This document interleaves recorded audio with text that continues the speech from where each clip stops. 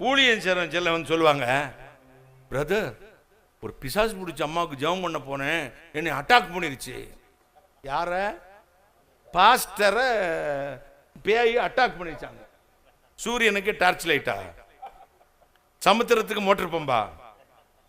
ஏ லூசு பையலே, அப்படி சொல்லலாமாடா நீ?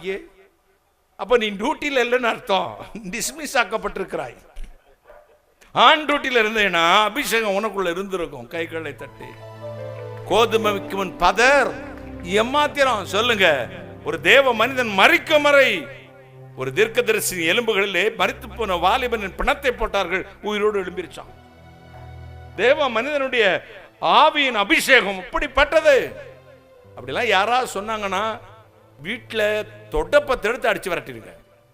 உனக்கு விரோதமாய் உருவாக்கப்படும் ஒரு ஆயுதம் அல்ல, எந்த ஆயுதமும் வாய்க்காதே போகும்.